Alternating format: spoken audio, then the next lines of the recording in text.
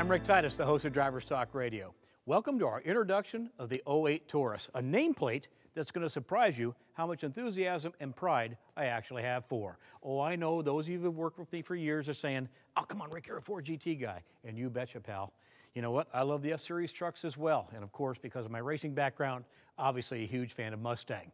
But I'm a realist as well. Even my career at Motor Trend, I wrote about mainstream vehicles, and this, ladies and gentlemen, is a mainstream vehicle. 20 years of history. And let me tell you where the hook came into the top of my mouth for Taurus. 1986, I had just joined the staff of Motor Trend magazine as its tech editor. And my very first assignment was to join that staff on Car of the Year testing. Went out to our usual test track site, watched the transporter be offloaded of the usual mediocrity coming out of Detroit in the middle 80s to the last vehicle that came off. And it was the all-new '86 Ford Taurus. It was absolutely revolutionary. It took the breath away of the entire staff. I might add, a staff that was very pro-European car.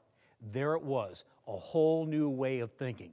And the good news is, well, with better than, 7 million of these vehicles now on the road, a car not only responsible for saving, I think, Ford Motor Company at the time, but all the domestics, because it proved we thought in a whole different way. We saw a vehicle that brought a legacy of important design issues.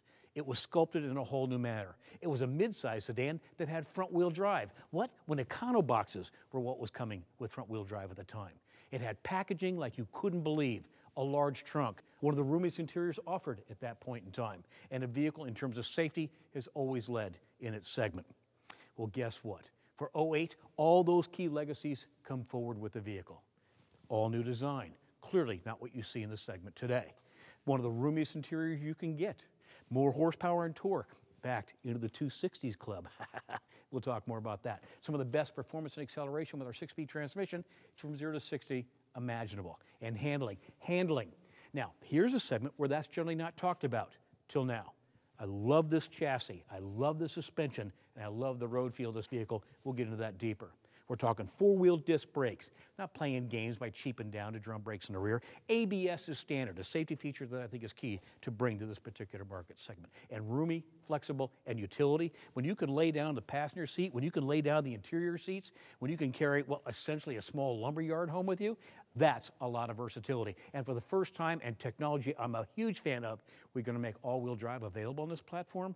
Yeah, I like this thing a lot. And think about how cleverly this thing is packaged. I'm talking a monstrous trunk, an interior that I can literally walk through the second row. We're talking plenty of space and a vehicle that has good, solid road field stance and confidence, and yet is only 3 inches longer than it has ever been in the past. Please, this is good stuff.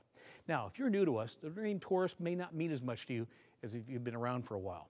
But let me give you a sense of what it means to the public. Because amongst the automotive nameplates, we're talking about one of the most recognized nameplates out there. Of course, F-Series wins that one, hands down. Right behind it, Mustang. Good news is, right behind that, Taurus. We're going to jump in here. You're going to gain the same enthusiasm I've got. Stick around.